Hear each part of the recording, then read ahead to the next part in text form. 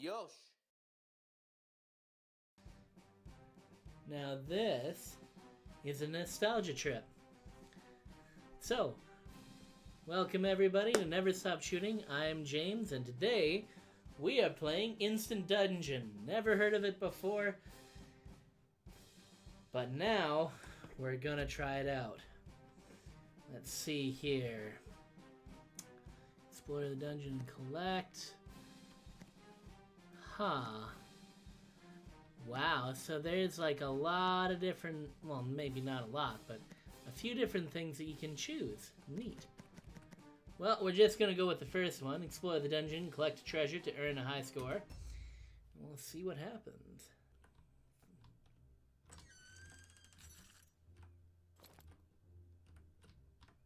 Okay, I think I see how this is going. To be honest, though, I have no idea. What? Oh, that's not fun. It doesn't even show me. I've got to actually check out the controls for this, because honestly, WASD, got that. Pause, use items. Okay. Gotcha. Well, that's why you should always check stuff before you go. Let's see. Nope. Let's try. No, those aren't working. What? There we go. Well. You know what? This is a pretty simplistic game.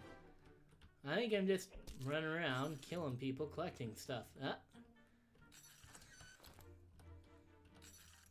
I wonder if it's timed at all. Oh, okay, so I can only use one.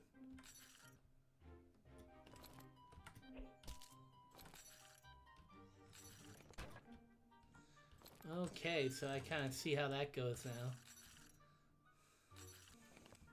Yeah, so I'm not going to be able to kill. Oh, my word. I'm getting flashbacks from from Bomberman. I don't know if you've ever played it, but some of the bombs they have move horizontally like this. Mind you, I grew up playing these kinds of games, so I don't think I'll have any problems here.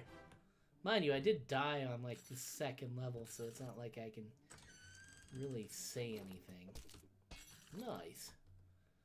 Oh, and that would allow me to kill everything, get more gold. Nice. Sheesh.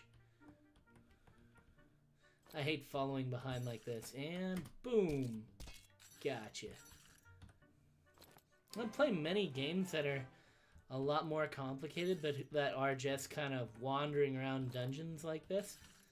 Oh, there was this one I played back in my, well, back when I was a kid, where it was basically you're just wandering around this dungeon as X class, and then whatever you found in the dungeon is what you used. Okay, apparently I got a helmet.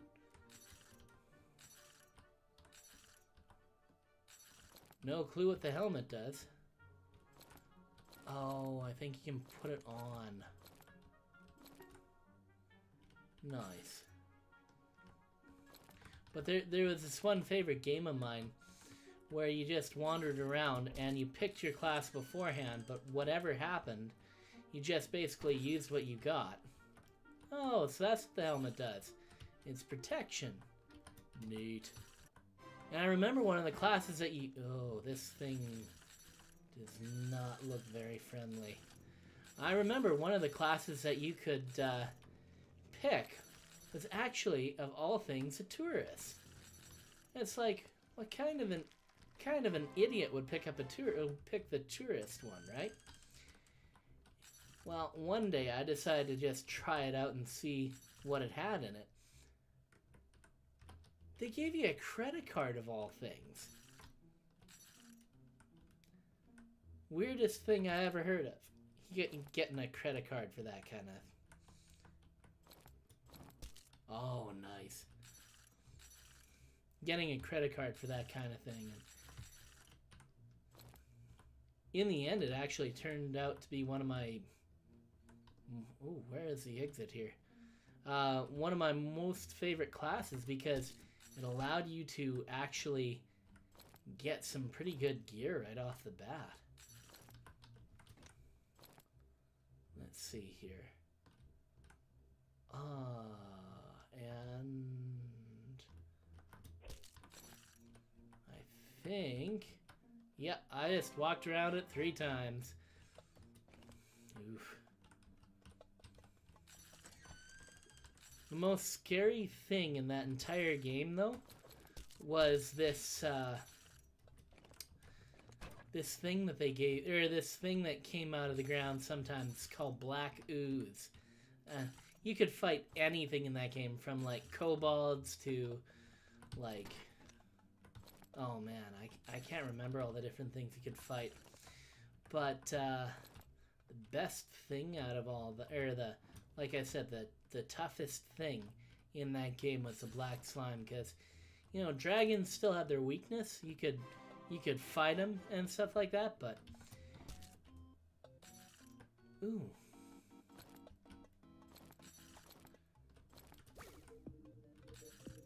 Nice. Huh. Maybe I shouldn't have actually used it that quickly. Oh. Oh no! No way. And obviously, Paul didn't play this too much because I'm getting a high score. We'll see how high he is in just a moment. Go with my favorite jam. Hell,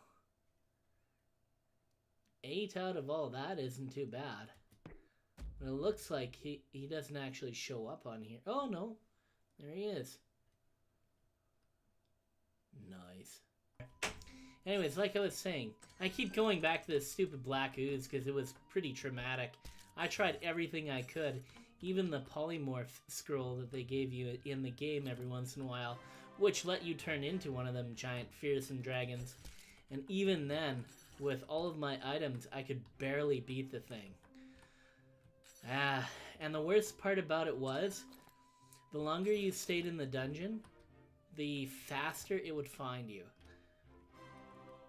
So it would be, I guess you'd equate it to like death in any one of the Gauntlet games, because in Gauntlet you'd be wandering around something like this, and if you took too long, death would come out and try and, well, it wouldn't eat you, but he would definitely make your life living hell right there.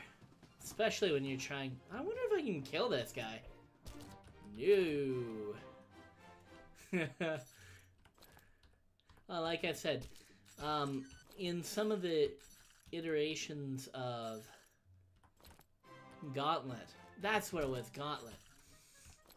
You had death, and man, once that thing was on you, you couldn't get away from that thing for anything. You could dodge it for a while, and I actually played this Gauntlet on PS. No, I'm sorry, I tried scooting through. Ugh. You know what? I think that's all for today. This was a pretty good game, and it brought back a lot of memories. Now I'll really want to play Gauntlet again, but honestly, I gotta take less risks.